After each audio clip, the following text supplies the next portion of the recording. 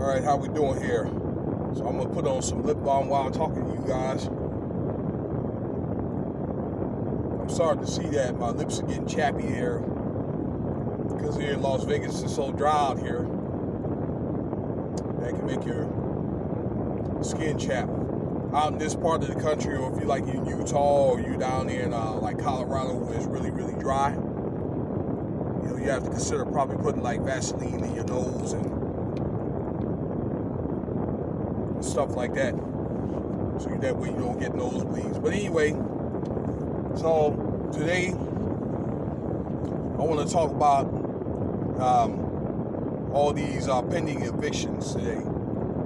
So today is the 2nd of December 2020. I had about 1:45 here in Las Vegas, and Las Vegas is one of the leading areas of evictions or facing evictions. We had that problem here in 2008, and I want to get to that here in a second. But so America is facing 7 million evictions, and I believe here in Las Vegas, or actually in Nevada, it was man, I was trying to think how much was it.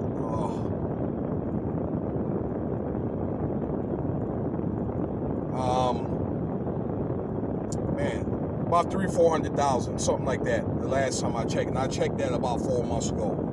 All right, I got to get that. I got to get some more accurate data about that.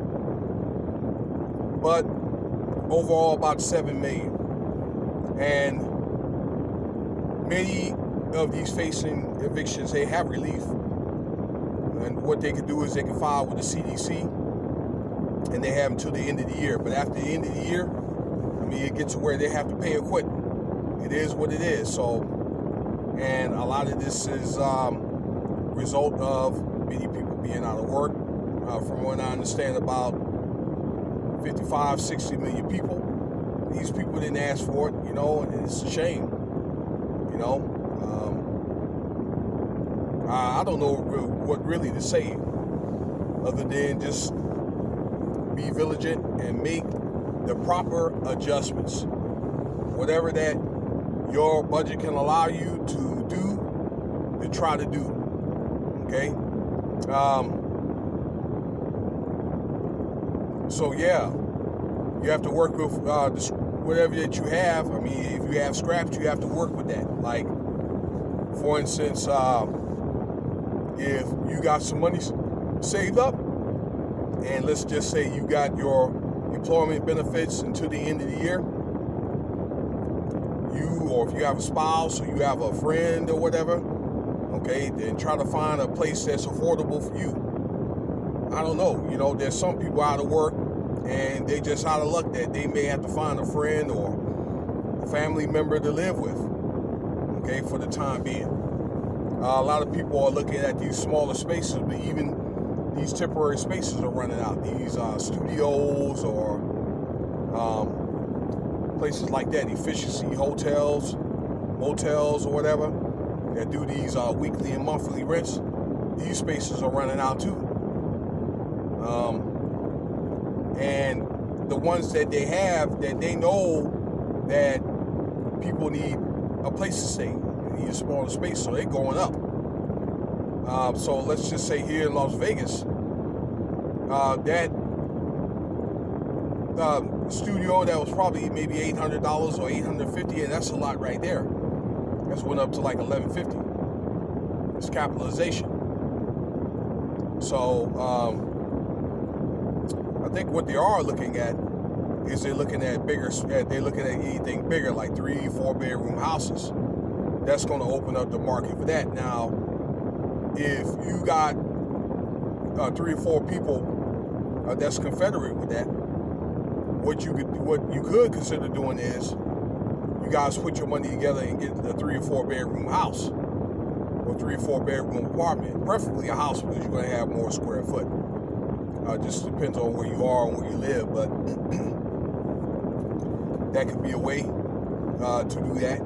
There's some people that are in smaller spaces like myself that want to get bigger spaces. So it'd be a good idea for, if you're in that predicament, to wait until the spring when they have this house crash, where I think many houses will be 10, 15, they set up to 40%. I don't believe it's going to be that high, but at least maybe 10, 15%. That'll knock off a down payment, okay? Or at least that will somewhat ease the property value back to where it was a year ago. Because what happened was a year ago, excuse me, what happened was a year ago was interest rates dropped and bank loans, and more people were buying houses, and it made the property value go up. Okay, I know here it did, but this is not the only place. Many places where people are moving to, that's where it's happened, like Texas or South Carolina, Tennessee, Florida, those places. Utah, a lot of people's moved up to Utah. So yeah, it's going to be interesting to see, like next month, when the holidays are over, these facing evictions, man. Again, the only thing I can encourage you guys to do is find another way.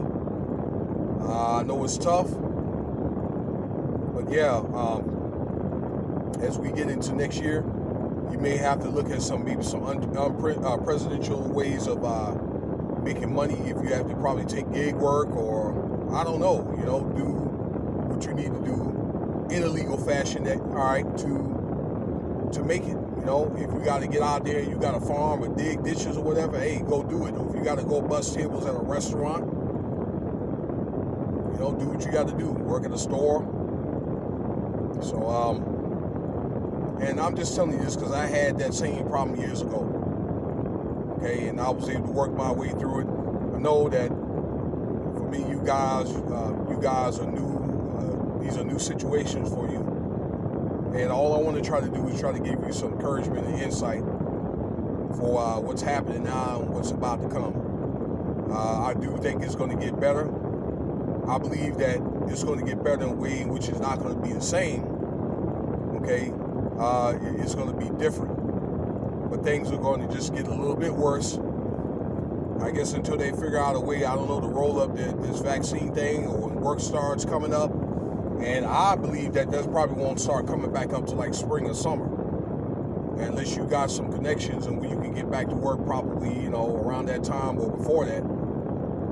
So it is what it is. I'm not going to keep saying the same thing over and over again. I'm going to cut this short. All right. I wish you guys well out here. Make best of the situation that you're in. I would say that you guys that are in houses right now and you're facing eviction, well, you should have already done it, but put your house up for sale. Okay, that's if you, let's say in the foreseeable future, maybe over the next year, you're not going to be in anywhere, or the kids are grown, or you don't want to be in that area anymore, or you don't want to pay too much rent. I mean, do it now before the crash, because you may not get the same value on it that you did before the fact. All right, so that's about it.